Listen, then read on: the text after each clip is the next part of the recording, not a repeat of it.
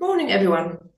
Welcome to today's webinar, Defense in Review, Shaping the Future of Air and Space Power.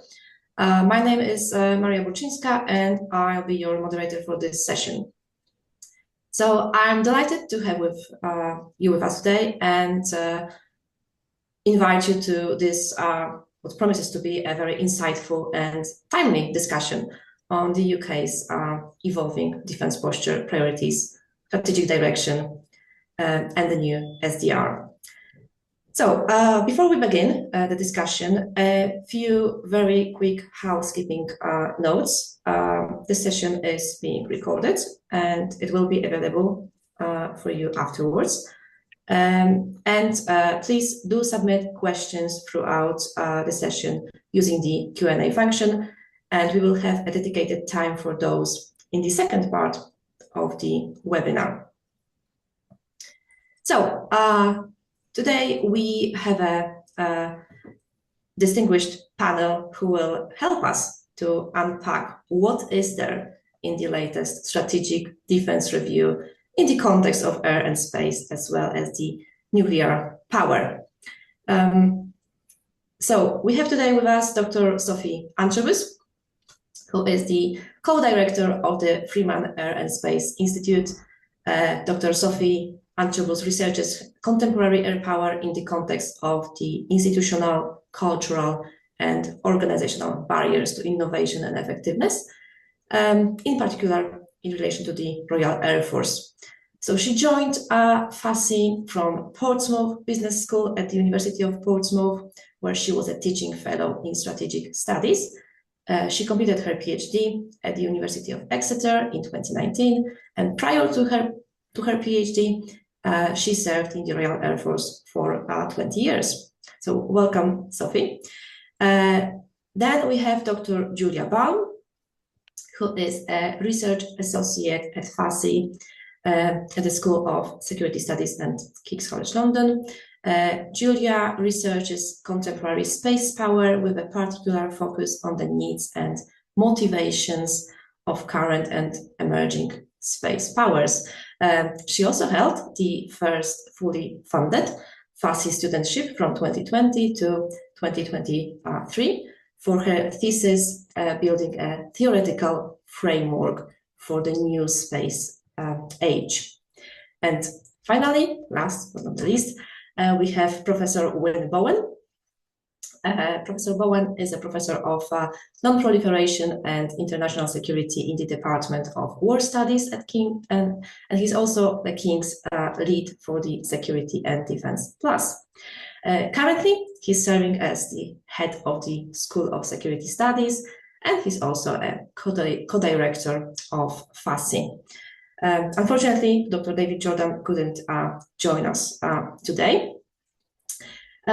Right, so before we dive into the discussion, I'd like to ask each of our panelists to very briefly share in perhaps 5 minutes or so their particular angle or focus, if you like, on today's session. So let's start with Dr. Julia Baum.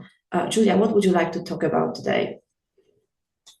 Yeah, so I think I'll just start by looking at how sort of the space domain featured in the SDR. To start, and a good starting point is maybe looking at it quantitatively. So if you search the word space, you see it pop up 98 times, but space is married to other terms. So cyberspace pops up, battle space, airspace. So if you sort of eliminate those down, it goes down to 69 times that the space domain is sort of referenced. By contrast, air pops up 149 times and cyber pops up 111. I think personally, 69 times for space representation is a pretty solid start. I think when we look at space in sort of these documents, it's also important to then also consider that it's not as clear as, quantitatively looking for space as a keyword, because space is also critical minerals, it's also supply chains, it's critical national infrastructure, and oftentimes when we're discussing space, or we see space in the SDR, it's wedded to cyber and the electromagnetic spectrum. So it's kind of all combined into one. But so moving sort of from the quantitative sort of look at it, qualitatively, I think in the SDR, it's quite important that this was a defense grab for space. So when we're talking about space security, there's oftentimes this tension between national security and defense space. But what this document does really well is make sure that space fits under that defense remit. I think the tone is really presented quite well in the SDR for space, because there is that clear urgency in that threat level presented. So by grabbing space as a defense agenda and sort of bringing it into this review as a domain that holds its own ground, I think the SDR sort of point blank does a really good job. What we see in the SDR in terms of sort of conflicts and examples is Russia's war on Ukraine, obviously, and sort of war on European soil. And this was represented really well in the document, although perhaps it might present a bit of a blind spot if our preparedness is built on lessons learned from sort of one modern conflict rather than the potential avenues for the next conflict to play out. And that's the concern that we sort of talk about with space, because the use of space in Ukraine is something that's quite new to us. And so themes emerge from that, where we're talking about sort of commercial entities on the battlefield. How do we navigate that? But then also, I think it does a good job beyond Ukraine. That's worth sort of also noting broader themes that pull from that. And that includes, I think, in the last few months, the big discussion about uncertain US foreign policy. We do see sort of in this reflection a clear recognition that the UK needs to approach defense differently and to have that sense of urgency, whether it's represented in sort of new themes like trying to figure out what it means to have sort of private actors acting on behalf of governments, but also in terms of the ways in which we've seen space evolve on the battlefield from the Gulf War to today. But yeah, so I guess sort of what is most refreshing is that we're seeing this sort of warfighting ready drumbeat as one that's now married to space for almost, the first time. I thought I'd go back and sort of compare it to other SDRs. And just to give an example, Robertson's 98 SDR emphasized tri-service joint structures, but space was never really represented in that.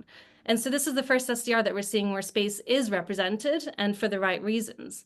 This domain and our participation in it, our dependence on space, it's evolved, but it's also expanded significantly. So I think it's quite a refreshing SDR in terms of space being, right at the front and center for the first time. Things that I did like, I'm going to start on an optimistic tone because I think it is good to be optimistic about a new strategic alignment. But sort of the NATO First reinforcement, that's in line with the UK's posture on being allied by design in space. And so sort of recognizing that NATO should be setting more of the requirements for the UK is quite nice, because that's coherent and that aligns with already what we've seen for strategy in the space domain. But sort of aside from NATO, I think in the next few months we'll get more clarity. So this is not sort of the SDR end-all be-all. We'll see from the ESA ministerial coming up in autumn sort of more clarity on where space is put for the UK with Europe, but also with the US. Sort of placing the UK in its special relationship and paying heed to isolationism in US foreign policy, but sort of figuring out where the UK places itself. But I think NATO First is a really good start for that, because that includes both, European allies and also the US. Another thing that I found that was quite positive in the SDR that I'm really happy to see was space control. And this goes back to the sense of urgency about the current strategic environment in space. And it also sort of is a nod to the need for the UK to pursue, the version of active defense that's in France, but for the UK and what makes sense for the UK. Because I think, after the agenda in the UN and sort of responsible behavior work, I think recognizing, having a clear statement that you can be both a responsible actor and also have a strong defense space sector is sort of, something that the UK should be guiding towards and also investing a lot more in. Because you need both. You need to be a responsible actor and you need to have a strong defense base in order to have strategic stability. So that was really refreshing to see in terms of space control. The need for response mechanisms and space capabilities that can protect space as critical national infrastructure, but as a protect and defend defense mission. And yeah, I always like to see statistics reinforced. In the beginning of the space section 7.5, you see sort of that roughly 20% of national GDP is reliant on satellite services, with disruption to GPS costing the UK economy an estimated 1 billion a day. And I always like to see that reinforced, because I think getting that out into different documents and reinforcing that is something that also demonstrates cohesion, similar to how making sure that our agenda is sort of constantly reinforced in these kinds of documents. And so, yeah, the final thing that I would note in sort of a positive recognition of sort of space in the SDR is the call to review Skynet. And this recognition and recommendation is that sort of I think a review is a good idea for Skynet because it offers also a chance for us to possibly do something differently and explore from hearing from sort of a wider range of expertise and voices. Sort of a real challenge to this echo chamber and sort of going about in a new way for a different kind of review for Skynet would be something that I think would usher in a really strong era for Skynet.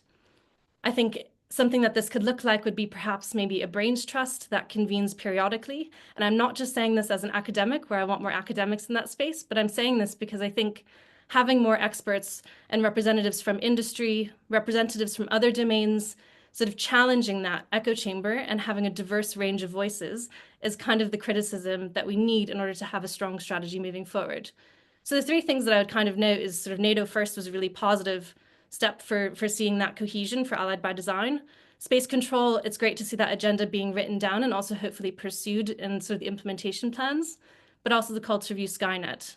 So those, I think positively, you know, there's been a lot of recognition for space in the SDR that we've never seen before in previous SDRs, and I'm keen to see where sort of implementation looks moving forward. Okay, perfect. Thank you very much, Julia. Sophie, what would be your introductory note? Thanks, Maria, and thanks to everybody who's joining us this Friday morning, and thanks to Julia as well. She contributed some really important work to the SDR, which is probably why the space bit is as well in good shape as she reflects. So I'll give you just a bit of an overview. We can get into maybe some of the sort of more detailed bits in questions. I think the first thing I'd say is compared to the last couple of reviews, the integrated review 2021 and then the refresh after Ukraine in 2023, in comparison, this is quite, I mean, I'm not saying the others had a flippant tone, but this is a serious, direct, quite blunt approach. And there's no bluster. There's not so much of the politicking that we saw in previous reviews, which I think is appropriate. And I think it reflects the fact that this review was conducted in a different way by outsiders in a way, a soldier, a politician, and a foreign policy advisor, as they put themselves.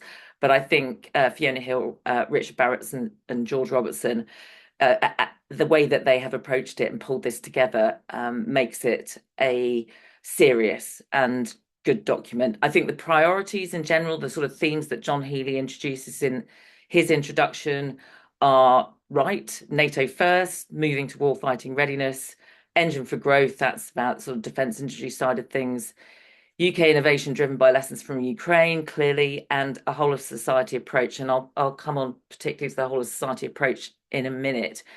I think there is some contradictions. The pace that's expected in the document is there's bits of it where it says, this is important to increase warfighting readiness so that if needed, the UK can transition to scale for and sustain a war against a peer adversary. But at other times, it says, well, actually, this document is designed so it can be accelerated if there's a time of crisis. So there's not really, I don't think, a sense of urgency. Now, what I understand is quite a lot of ambitious deadlines and dates were weeded out in the government review of the actual process. So I think potentially the sort of original draft was more ambitious. So I think there's sort of something to pick at there. NATO First is interesting alongside the concept of an integrated force, because particularly from an air perspective, and I'm sure, well, I know some of you online are very much air people front and foremost. We know that if we're going to fly and fight with NATO, then we will not be wedded to UK land or maritime forces. We'll be working, in a coalition of air forces, and we will fly and prosecute targets, in and amongst other coalition nations. So the fact prioritizing integrating UK services and domains doesn't quite chime with the NATO First. And now there are some words in the document that kind of try and bridge that difference. I also think, obviously, the comments about us the UK playing a leading role in NATO are going to, I think, hit their first challenge at the NATO summit, 24th and 25th of June, when the current spending commitments to 2.5% by 2027 and then an ambition to 3% in the next parliament probably won't survive contact with the ally rather than the enemy, if you know what I mean. So I think that's a bit of a contradiction. A couple of things that sort of more personal to me with my organizational culture head on that I think are hugely ambitious are first the sort of aspiration to wipe out bureaucracy and attack risk aversion effectively. Now, that's easy to say and really hard to do. The current chief of the defence staff has been saying that for 2.5 years, and the previous Defence Command paper said the same thing, and yet not a lot has changed, certainly when I talk to those people who are currently serving. The second really ambitious area, we might come on to this in questions as well, is clearly procurement. We all know it needs addressing. There's a lot on it in the SDR, which I'm not going to try and summarise, but the takeaway I would say is the ambition that we will be able to contract major modular platforms within 2 years. Now, that is a big target. It really is. And we will wait to see how that plays out. I said I'd finish my comments really on the whole of society approach. I think it's completely the right thing to talk about. The reference to having a national conversation, that the government needs to have a national conversation with society on the threat they face, is absolutely right, way overdue. But we saw, last summer after Labour won the election, when they were talking about the state of the economy, and they got so criticised for being too negative, making the public miserable, not lifting our sort of emotions. I don't know how they're going to actually do that. I think that's a massive challenge, and it can't just be defence that does it. There is bits and pieces that say defence has its role to do that, and I agree.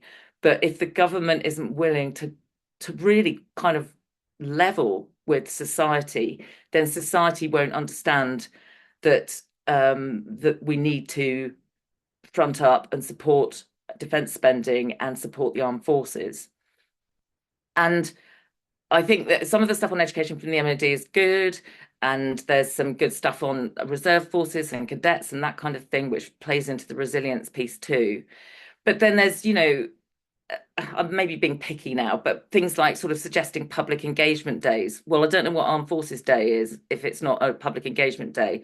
By the way, probably the most unpopular day in the Armed Forces calendar, because it means they all have to work at a weekend, just so the public can go and listen to some music and stuff. But anyway, I think the whole of society approach is so right, but I think that's the bit where there's not enough high ambition or real tough sort of deadlines or things that need to be done. There are some, but not enough.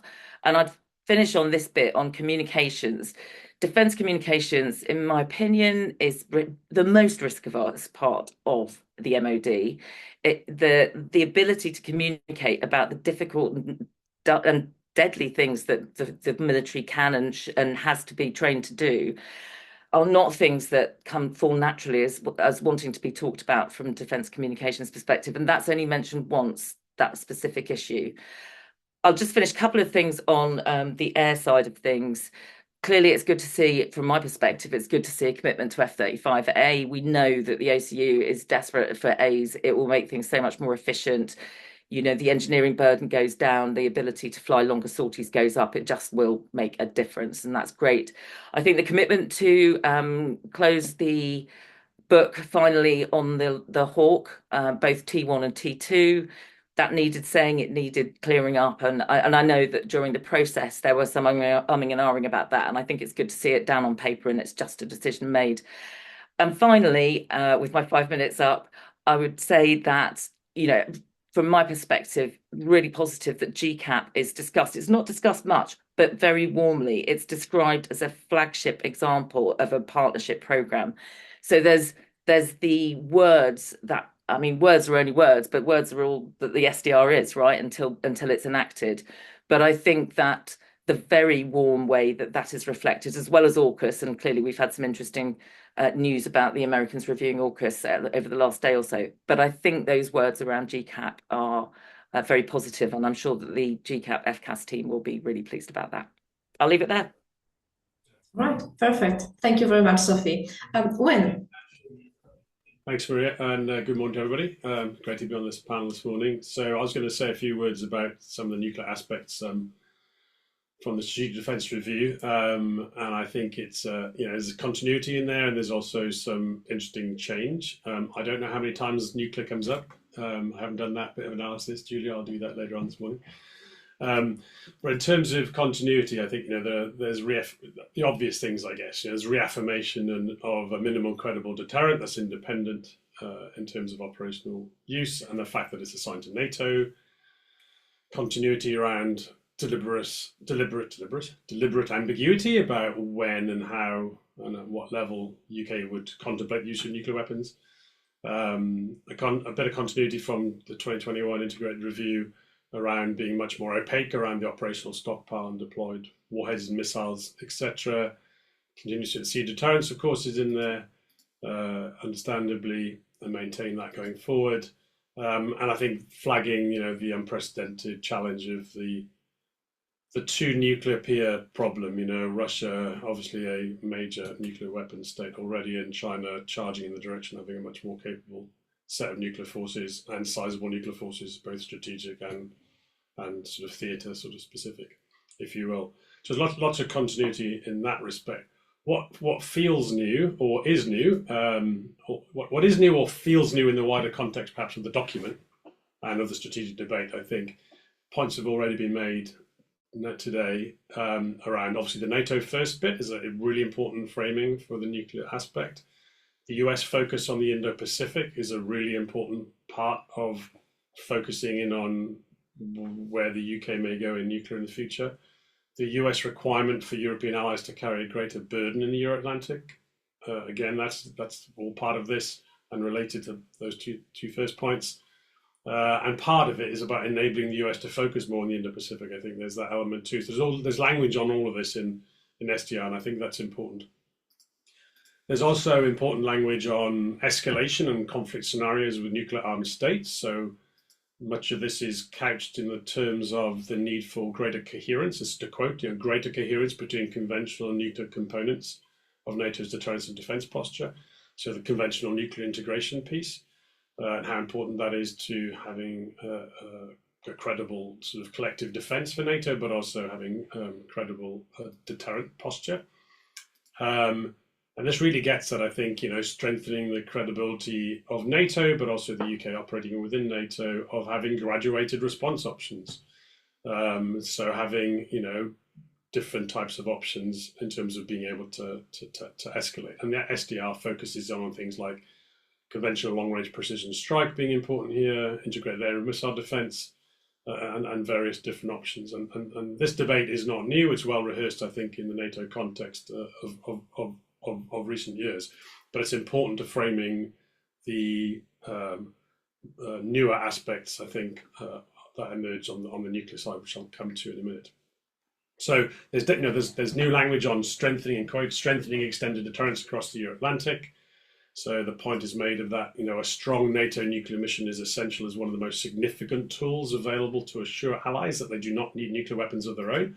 So this is part of the debate, obviously, about European allies worrying about the Russian military threat and the nuclear aspects thereof. Also concerns about, perhaps US security commitments to the alliance over medium long term. These are all important aspects. So there's in the SDR there's this assurance aspect, is the role that the UK can play in assuring allies much more, I think. And it's a type of language around assurance that you tend to usually see, or hear American colleagues use, right? The American colleagues are always noting the fact that the biggest non-proliferation tool is extended deterrence, right? Because it keeps countries off the nuclear path. And assurance is the flip side of extended deterrence, where you need to assure countries that extended deterrent is credible. And this is linked in the document to the non-proliferation treaty regime. Again, notes the importance of maintaining international confidence in the non-proliferation regime. and this seems to be an effort to square the circle as the UK being a nuclear weapon state, that where nuclear utility is becoming more important after 20 plus years of nuclear marginalization. So there is this interesting sort of trying to square that aspect away. What's really, really interesting, of course, I think, is the point that's made about commencing discussions with the US and NATO on the potential benefits and feasibility of enhanced UK participation in NATO's nuclear mission. We could interpret that in lots of different ways. There's probably an obvious way to interpret it. There was a lot of debate last week, and it continues to think about what this might be, what that might look like. So is it the F-35A, for example, acquisition of that by the Royal Air Force, and then taking on a DCA role, a do-capable role for that aircraft, and being able to use the US supplied B-61 weapon. So that's one question. It also raises questions about, well, is this also about possibly a sovereign sub-strategic nuclear capability down the line for the UK at some point? Is it about enhancing the UK support to the conventional mission that underpins the NATO nuclear mission? Is it all of this? Is it all of this? And then if you start wrapping in integrated deterrence, you have to think about the importance of integrated air and missile defense and space and cyber to that broader nuclear discussion, and thinking about the importance of conventional nuclear integration and having tools, sufficient tools to be able to manage escalation ideally. I'm almost finished. I think there's an interesting French angle too on the nuclear side. Reference is made to seeking a closer relationship with its European nuclear ally, i.e. France, building on the Lancaster House treaties. Across the field, policy, technology, and collaboration. So, are we likely to see something there down the track come out of that? Strengthening the European pillar, or the European nuclear pillar in NATO, is again obviously a very hot topic, and it's been a hot topic off and on since the 1950s, right? Around the Suez time and Sputnik, when the US adopted flexible response. And then later on in the sort of 70s and 80s, when we had the concerns about Soviet long-range theater forces in Europe. So it's a recurring theme. One last point, two last points. One is trying to think about the role that the UK plays in NATO in the nuclear sense, is thinking about the UK as a separate centre of decision-making and what kind of capability enhancements might be needed to underpin that. That goes for France too, of course. And then last point is that in the SDI, you also see references to relevant training and education across defence and government broadly, raising that kind of nuclear IQ and related IQ around strategic stability and the like. So I'll stop there, Maria. Thanks. Okay, thank you very much, Will. Right, let's dive slightly deeper into those very insightful introductory comments. Julia, what would you like to see more of, and what is the aspiration for what's next in UK defence space? Yeah, thanks, Maria. I think it's going to come as no surprise that my answer is investment. I think for space specifically, investment is really at a critical junction. So just to sort of point out, in the context of the SDR being released last week in the spending review, space was not mentioned in the Chancellor's Spring Statement, which outlined defence spending priorities. And so I think making sure that the UK is actually investing, that would be what I hope to see more of. I think without that level of investment, it sort of provokes a worry that this is a strategy subordinated to sort of short-term politics. And I think, some assurances would be needed that this isn't just rhetoric at running resources, but rather the UK is actually investing in sort of the next phase of implementation. So I think, I don't really necessarily feel like there's a need to see more strategy for space. We've seen quite a bit of strategy. The NSS and the National Space Strategy and the Defence Space Strategy were quite comprehensive, and I think really good foundational documents that set a direction. Perhaps, rather than having more space strategies, it would be nice to see sort of space represented more in sort of other domains debates. If we're talking about space as a domain, but also an enabler, I'd like to see more domains advocate for sort of space in their own bids.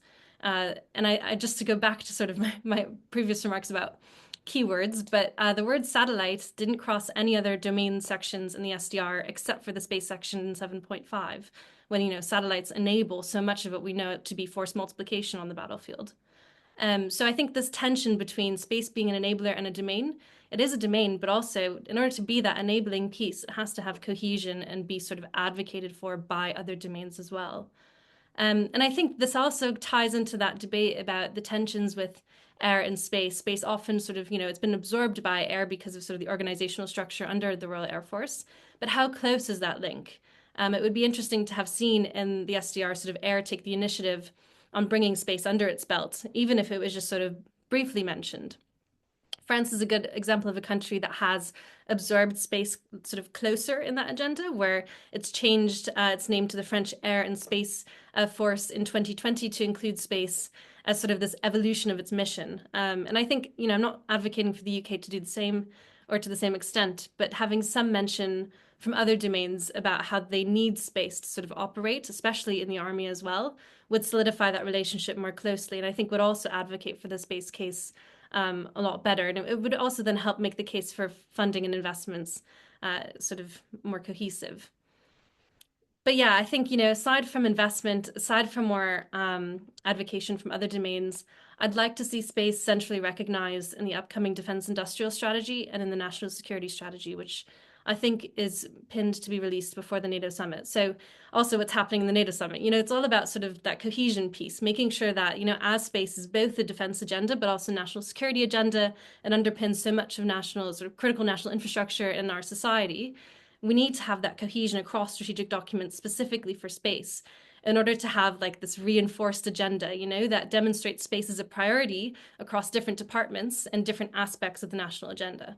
And so that cohesion piece is really important. And I don't want to sort of skim past the fact that this is a big document for defense, but making sure that folds into other national agendas and is advocated for in other aspects is where we get that sort of synthesis. And that's where strategy has its sweet spot. So yeah, I think really it's just about the UK taking advantage of the opportunities that it's presented and making sure it's not lagging in momentum. And in an investment capacity, you know, it's one thing to have brilliant regulation or sort of a good environment that allows for businesses to prosper, but without purchase power, without sort of getting those companies and R&D levels up to technology readiness levels up, you know, up the scale and getting them into a commercial readiness, then I think you kind of lose that strategy along the way. So while the SDR is brilliant, the implementation is always far harder than actually writing a strategic document. So, you know, I think just recognizing, great to have the SDR, great that we've got a lot of strategic documents out, whether that's, you know, the National Space Strategy, Defense Space Strategy, the SDR, and then the next documents to come. But it is really all about making sure they all reinforce each other and also are adequately sort of invested in the next phase to make sure the UK sort of is in that readiness sphere that we've talked about, warfighting readiness. But yeah, I mean, it's a large bid because obviously I think everything seems like it would be solved with slightly more budget. But I think specifically for space, this is an area that the UK would be left behind if in this sort of critical moment in time, investment is not matched to the ambition. Okay, perfect, fantastic. Thank you very much. Sophie, you've written recently for FASI on the importance of integrated air and missile defense. Would you say that are there signs of encouragement in the SDR on future commitment to IMD? Sophie, you're muted. Sorry about that. Yes, I mean, yes, but yes. It's not a very good answer to it. So the last round of reviews talked about the only thing it said in terms of integrated air and missile defense, IAMD, was stepping up our efforts on IAMD, which was pretty tepid in its intent, I would suggest, and we haven't seen a lot change. In this one, there is a commitment to funding for IAMD, but that's mixed up with creating this new cyber EM command. So it says there's 1 billion funding in Homeland Air and Missile Defence and creating a new cyber EM command. Now, I assume creating a new cyber EM command isn't going to take up the bulk of that billion. So hopefully quite a lot of that money, or I hope that quite a lot of that money is going to be allocated to air and missile defence. There's, from what I understand, going to be a future announcement with more detail on that. So we have to await that. I think it's in the RAF clearly has been confirmed again as the lead UK command for air and missile defence, which is fine, but that's a responsibility on their head. The document says they should initiate investment in improving the foundations of the UK's IMD capabilities to bolster home defence. It's very home defence. It's not about theatre defence at all. It's homeland defence that is re-emphasised in the document. I suppose the flip side is even quite a lot of spending. We can't protect a significant amount of our national infrastructure. And clearly there's decisions to be made on, and there's discussions about critical national infrastructure and actually prioritising that. And of course, IMD, it's termed in the document as air and missile protection from air and missile attack from cruise and ballistic missiles and long-range drones. Well, of course, we've seen Ukraine's quite fantastic attack on the Russian strategic bomber force, which was certainly not long-range drones, but pretty short-range drones. And clearly that kind of attack can happen to us as much as it can happen to the Russians. So flipping it over, I think, and to sort of Julia's quantitative analysis, I just quickly had a look, and resilience comes up 44 times. And I think that's key as well. And that's obviously broader than the Royal Air Force, that's across defence. I think it's just so, we know that we won't be able to protect everything that we have, or even a tiny fraction of this country. And we will be prioritising. And then so I'd finally put in a plug for a Sky News podcast that's just been released, the first 2 episodes, which is called The War Game. And that is a war game with ex-cabinet ministers and advisors from government, people like Mark Sedwill, Ben Wallace, Jack Straw, who play the cabinet as UK comes under attack from Russia, first in sort of grey zone ways and then in increasingly hard power ways. It is stark, just sort of the difficult choices that have to be made in that situation. So that's a bit of a plug for that podcast, and I'll leave it there and for questions. Okay, thank you very much, Sophie. Wynne, just to sum up what you've been saying, there's a lot going on the nuclear front. Just a question. Would you say that the role of the nuclear deterrence, according to the new SDR, has that shifted in any meaningful way, being it politically or operationally or strategically? What would you say on that? I would say that I think, yes, it kind of has, and I think it's a trend though, isn't it? I think it's a trend. If you go back to SDR in 2010, prior to Crimea, conventional deterrence was the sort of concept of the day that emerged in that, and around return to carrier strike capability, all those sorts of things.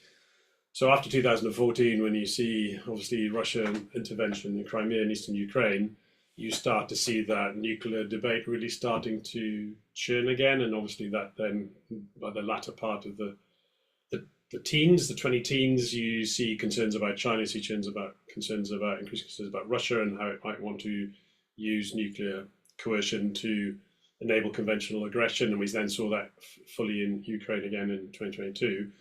So I think it's a continuation, perhaps, of going through several sort of iterations of different reviews. But this one, I think, feels different in the sense that there's certainly this recognition that we may need to be going back to play a role, a specific role in the regional nuclear mission, if you will, around sub-strategic nuclear capability. And arguably, UK probably has that still with, sub-strategic trident capability, although UK doesn't tend to talk about that anymore. So in the future, it's going to be, well, what does that look like? I think, is that going to be, for example, if we get the F-35A and it is nuclear certified in the UK, and we start being able to carry American P-61s, then that's part of it. But is that sufficient for a second center of decision making within the alliance? Right, France has an air-launched pre-strategic capability alongside its submarine capabilities, so kind of it's got different doctrine, right? But it has that, and we obviously don't have that sovereign capability to allow us to do things much lower down the escalation ladder. In any nuclear use is quite a way up the escalation ladder, but not having that capability when Russia has it in bucketfuls. US doesn't have sufficient capability and is modernizing its capability in those roles as well.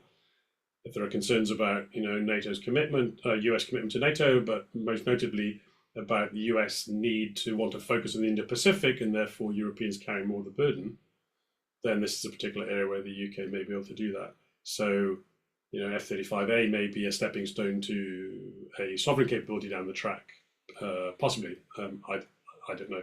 So to me is the really kind of new stuff in here. And if you go back to the Cold War, you remember, we had a strategic system in Polaris, which could, obviously be able to launch a strategic nuclear attack. But also we had a range of other nuclear lower yield systems deployed across all three services. And there was an obvious kind of set of rungs which you might go up from the conventional level. And I just wrote something down as I was listening to the last set of questions you asked was, Michael Quinlan wrote back in the 1990s about having an unmistakable continuum without huge gaps, right? And I think this is what it's all about in terms of being able to deter properly. Is having the right tools in place to do that.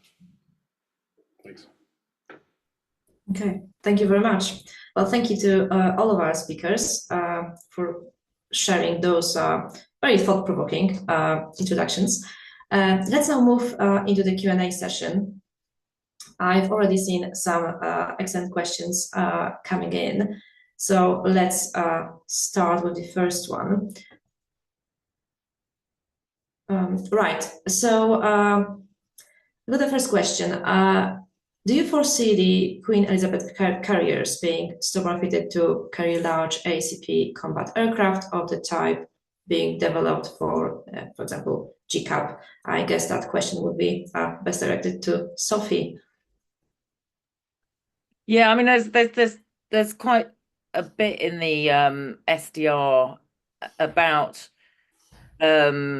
hybrid air wings for the Navy, and I think that's very much the direction of travel. I think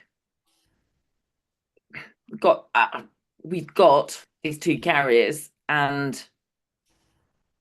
they may not be, at a time of war, they may not necessarily be used for the F-35. They may well be, but I think expanding the portfolio of capabilities that the Queen Elizabeth class can offer in defence terms makes sense to me, really. And so, yeah, I think my answer is yes. Okay, thank you very much.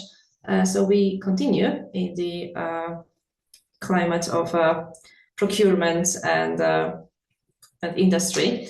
How long do you anticipate post-SDR and spending review for industry to ramp up its manning levels to meet the SDR commitments? That's a very good question.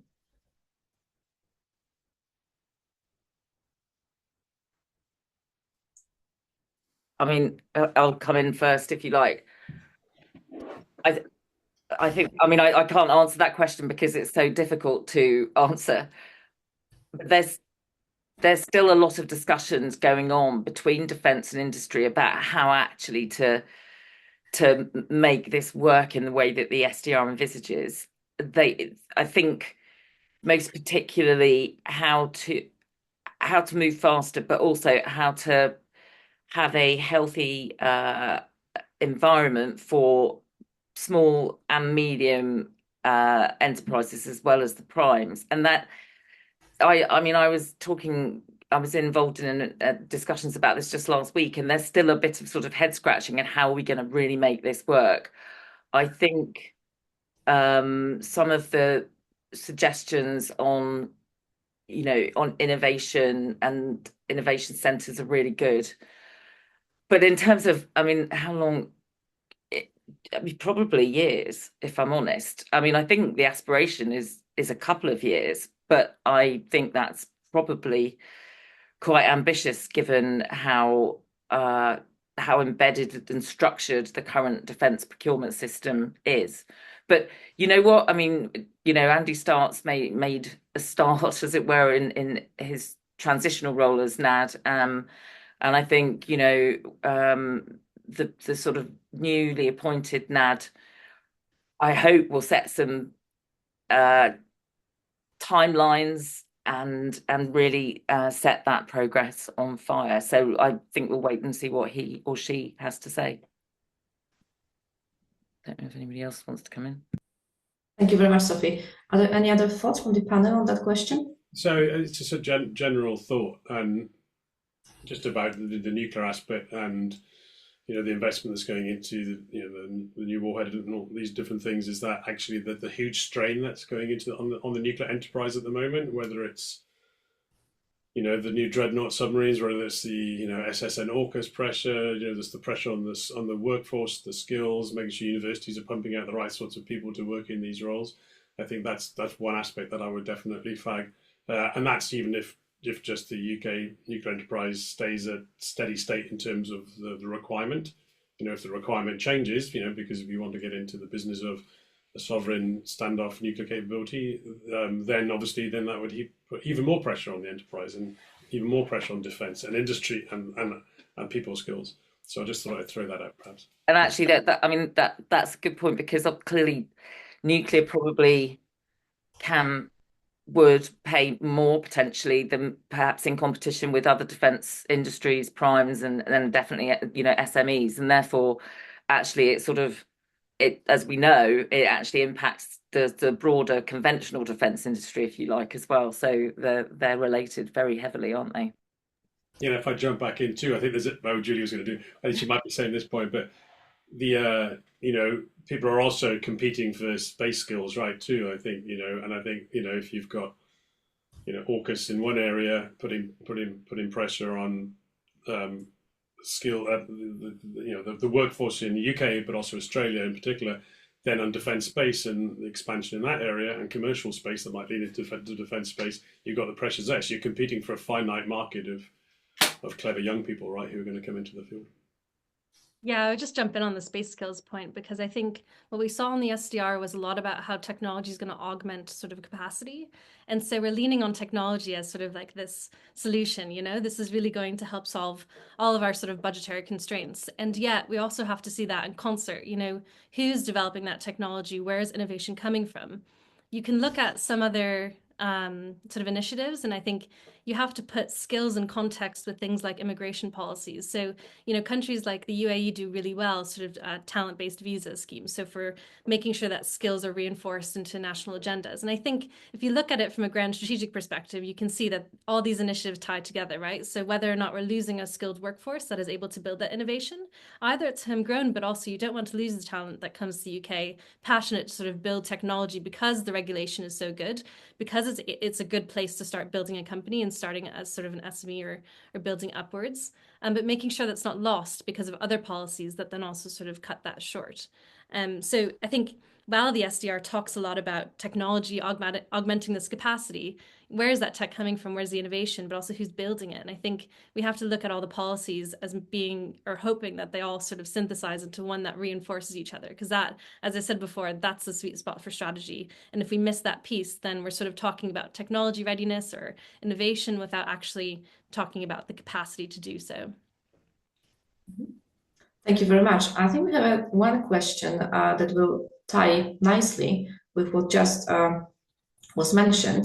So the question to the panel is that the UK has a large community of immigrants with defense and security expertise, which they have earned abroad during their careers.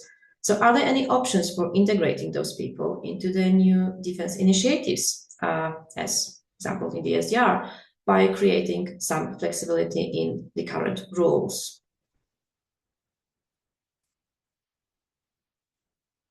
I can sort of jump in on that because I kind of ended on that note. Sure. I think absolutely. I think immigrants are sort of what make our community stronger. I think when we're talking about bringing expertise from abroad and making the UK stronger from it, we're talking about innovation.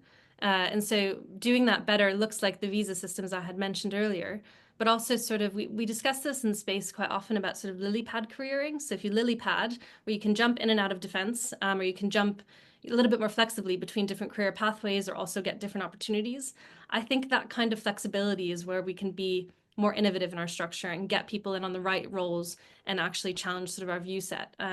But I think at this moment in time, it's really difficult because I think, again, it goes back to the policy formation, but also how do we then make sure our structures reinforce that and bring talent from abroad, make sure it stays for however long they want to stay, but then also sort of extract the most value from that and allow sort of that lily pad to happen where you can jump between sectors, whether that's civil to defense, defense to civil, in and out multiple times throughout your career. Or that's just one example, but sort of this lily pad model where you can sort of jump around. I don't think we live in a world anymore where you sort of get a job and you stay in that from birth to death, the sort of 9-to-5 job, I think, or you can. But I think that construct is something that, you know, we talk about being a little bit more short term in our ability to sort of stack courses or stack career options or sort of stack things to make us stronger. And I think looking at as sort of the stackable model or lily padding is a way to sort of make our short term structures last in a little bit more of a longer term mindset. But I don't know if maybe anybody else agrees on the panel or disagrees. I mean, yeah, I do agree. I just a point. It's not actually about immigration, but it's about getting more quality people into the military specifically. And I think there's an interesting part. It's only a short element of the SDR which talks about more flexibility on medical standards. I know that's not the question that was asked. That was about immigration, which you've answered well, Julia. But I just throw that in that I'm really pleased to see that there's some movement and some flexibility suggested so that people aren't ruled out because they have certain health problems or disabilities potentially. Because I think in a modern armed services that should be something we should be thinking about. Okay, thank you very much. Right, we another question. One question for Sophie and one for Wynne. Sophie, difficult mixed decisions to be made between Typhoon, F-35 and GCAP. Only 40 batch 3 Typhoon to be upgraded. Does this make sense with a possible war in few years? F-35A now looks uncertain, but balance of F-35As and Bs is interesting. And then question for you, Wynne, nuclear short and medium tactical nuclear options, only B6112 available short term, but surely must look towards national option. Perhaps best option for capability and aerospace industry, minimum buy of F-35Bs at F-35 DCA as affordable upgrade batch 2 and 3 Typhoons, and perhaps buy 24 more batch 4 Typhoons? Question mark here. Right, Sophie, would you like to start?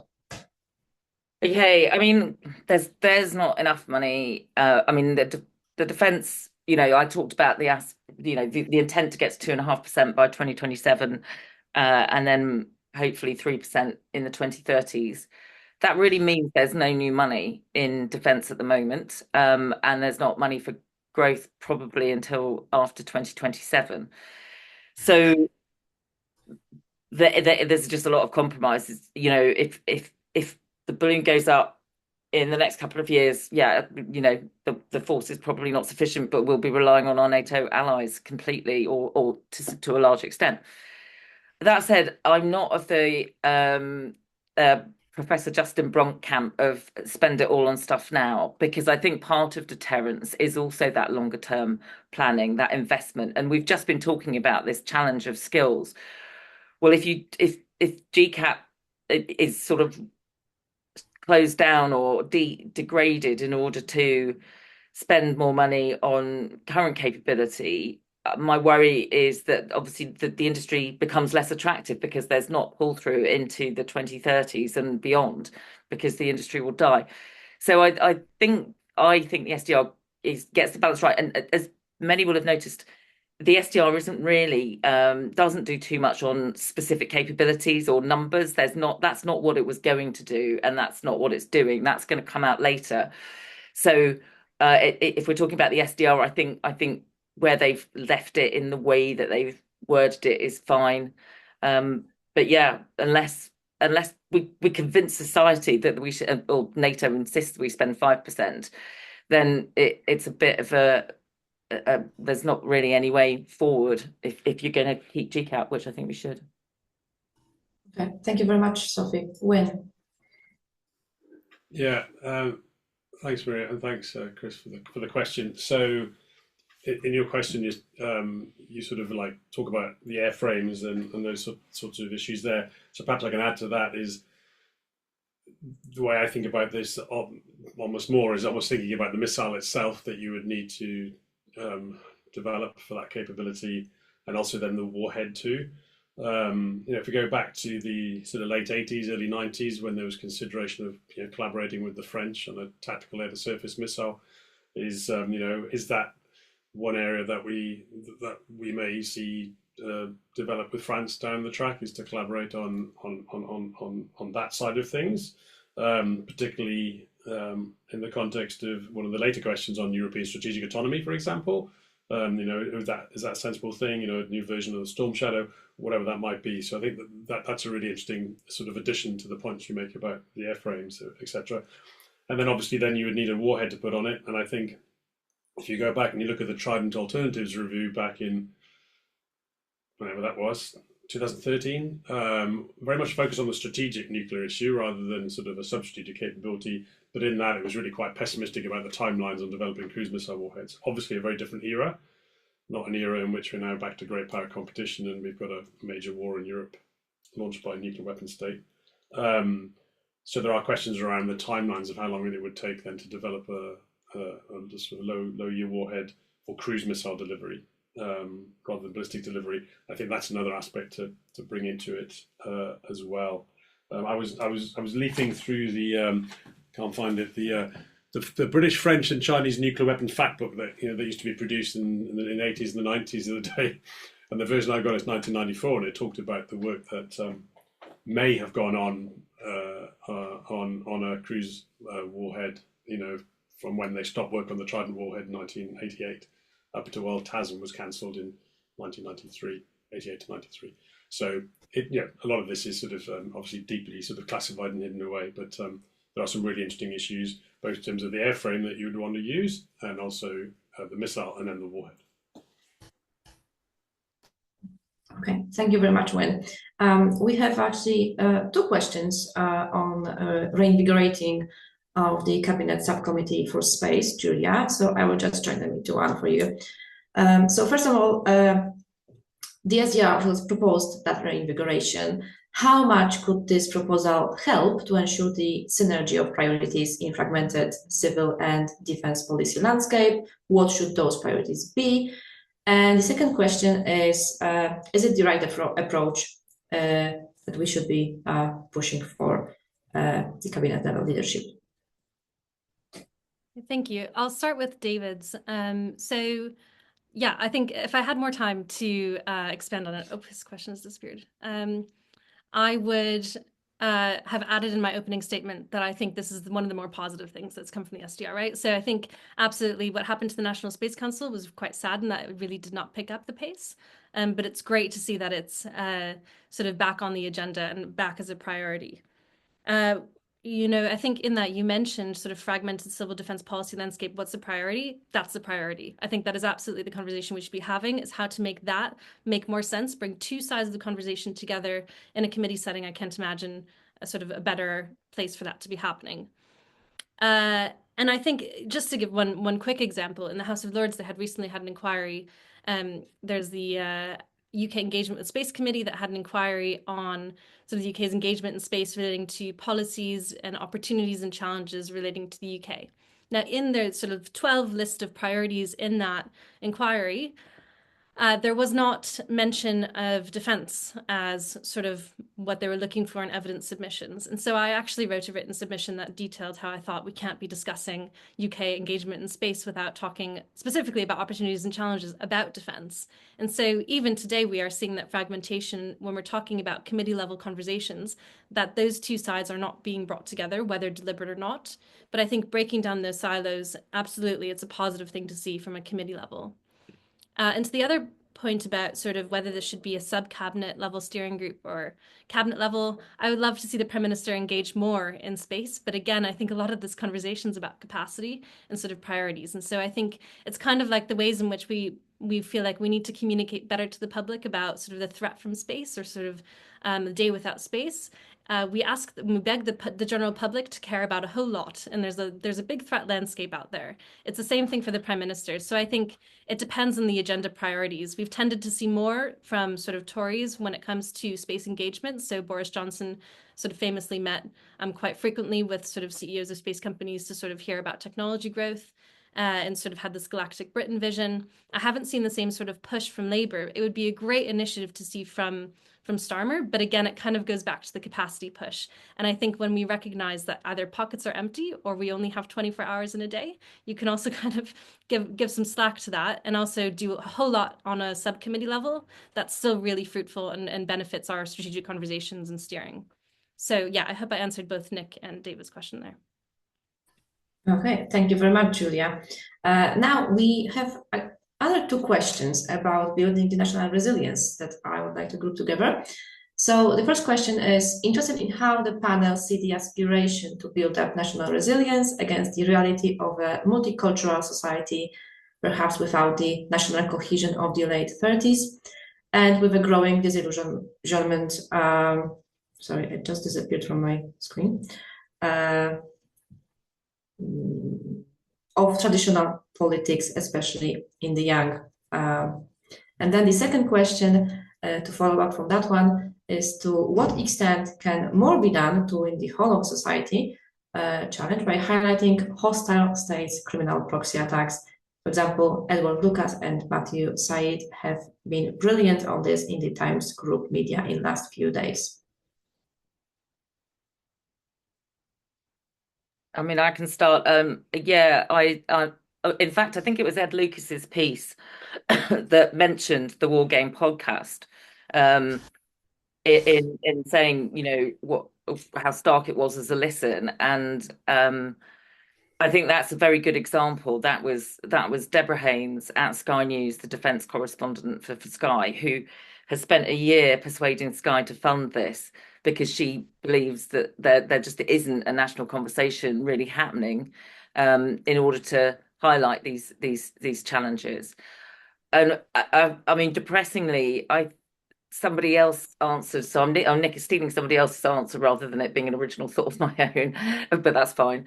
It is that you know, we've seen the attacks, whoever calls them, you know, on things that maybe matter to us, like M&S shopping, or my co-op, which just across the road, which has had fairly bare shelves over the last few weeks. Nothing major, but I think as these things increase and the impacts become more extensive and they really start to affect our lives in more ways, which I think they will, because this is not going away and it's going to get worse.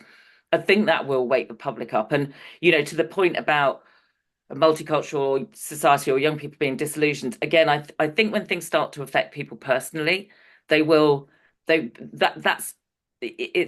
when I think government, and if it's this government, because I think these things will continue to ramp up over the next 4 or 5 years, they need, in a way, to have the confidence or the bravery to pivot off those incidents, to remind the public how vulnerable we are, to remind them of how they've got to be more resilient and they've got to be prepared for not being able to use the internet or even more serious attacks. You know, you know, further attacks like Novichok, things like that. So I think, sadly, things aren't going to change much until people's lives become a bit more affected. But rather than we wait until there's a sort of missiles heading over the North Sea, it's pivoting off those occasions to reinforce that message. And I think that the government almost needs somebody who's just doing that all the time or thinking about that all the time. Sorry, that's a bit of a waffly answer, but it's something I'm quite passionate about, as you can tell. If I just jump in and probably just say agree completely with everything Sophie's just said, and I think it's been a long time coming to start taking this public engagement thing more seriously, because we have, I think governments have just really avoided doing it.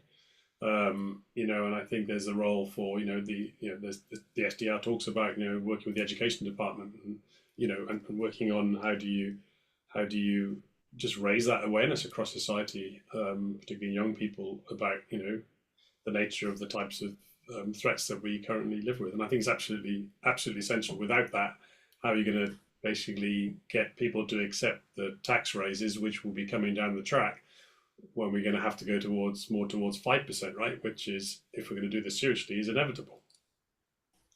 And the NATO summit, we've been told that obviously by the NATO Sec Gen already, and they've got the NATO summit coming down the track too. So, taxes are going to be going in the wrong direction in that sense for your average person. Thank you, Wayne. Right, we have a few more minutes, just time for one more question, perhaps. So the final one, let's try to tackle one on GBAT. Wondering how would the panel look to prioritize UK GBAT capability with the focus, would the focus be total homeland defense, sorry, defending CNI, defending deployed forces, or maybe everything? Okay, I'll chip in first. I mean, I think the focus on integrated air and missile defense, which obviously includes ground-based air defense capabilities, I think that's defending critical national infrastructure. To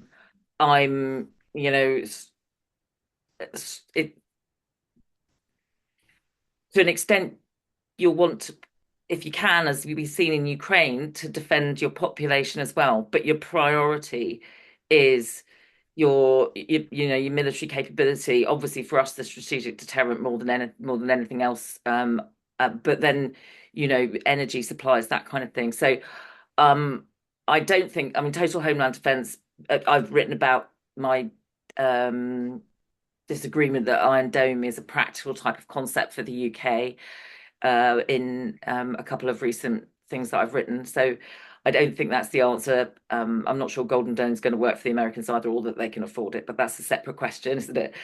Clearly, defending deployed forces is important, but I think we'd be relying on our allies if we thought that our deployed forces were forward towards, particularly if it's a NATO conflict or crisis that's to do with Russia as an adversary, then I think we'd be relying on the fact that countries like Poland and others have invested and are investing heavily in that kind of equipment, and that's probably where our ground forces would potentially be. That's a bit of a depressing end to the discussion. Thank you, Sophie. Okay, any other points on that? The only thing I was going to say was just the importance of it being integrated, right, with our allies. You can't do this type of thing, without being completely joined up. But how important it is to maintaining freedom of operation, right, freedom of decision making, and that links all the way then back into the discussions in SDR around escalation, conventional nuclear integration, etc. Absolutely. Right. I'm afraid that brings us towards the end of our today's session. So now I'd like to ask each of the panelists to give us perhaps a key takeaway point from the discussion. Shall we start with Julia, please? Sure, and I think actually my closing statement will go towards a question I see in the Q&A by Anton, which is about sort of whether or not in the next sort of industrial strategy, should it be more prescriptive about what the government actually wants to invest in? And I would just like to say, I've seen an industry that's been begging for signals, specific signals, or even just a nod of a head to sort of go forth and develop something.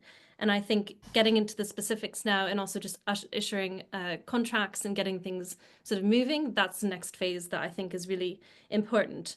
The UK is sort of guilty sometimes in its alliance with the US of going to the US in a special relationship and asking what does the US want from it in its sort of alliance. And I think this is a really good chance following the SDR for the UK to develop sort of a unique selling point in industry, specifically to space, but also in tech sectors and sort of across other domains to sort of bring something to alliances in that allied by design framework. So I think, you know, I had sort of just said in my things I'd like to see more of in the next phase, it's investment, but I don't mean that to be a hollow sort of just throw money at it, but give a clear signal and start actually investing in those priorities under space control, under that alliance framework, under the key points that we saw sort of reiterated in the SDR.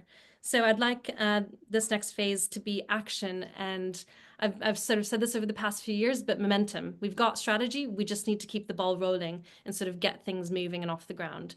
So I think as long as the UK is sort of moving on, following the SDR and following through, I think, you know, there's going to be a hopeful future for sort of defence growing in the ways that it should be.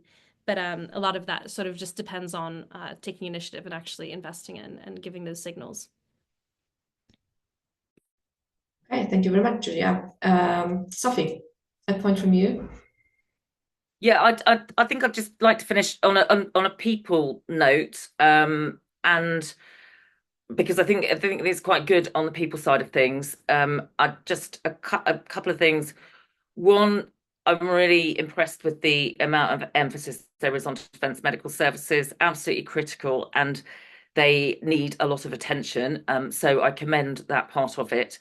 I think it's great that they're recommending that senior commanders have to have done overseas roles, but particularly NATO roles. I think that's so important for us embedding ourselves better in NATO. We've neglected that terribly for years. And my final slight sort of disappointment, I suppose, is the prioritisation of service families accommodation ahead of single living accommodation. I understand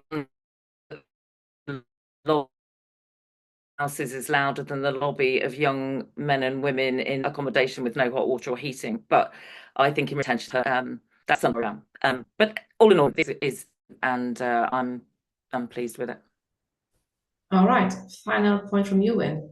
Okay, I'm actually going to respond a little bit. John Hill had a question on F-35 and European strategic autonomy, so I was going to come back in and sidestep the question a little bit, but to get at. So I think absolutely, I think this sort of the premise of your question is absolutely Europe needs to have more strategic autonomy. I absolutely agree on that. But the point I was going to make is I think that, you know, from my perspective, the US is not pulling out of NATO.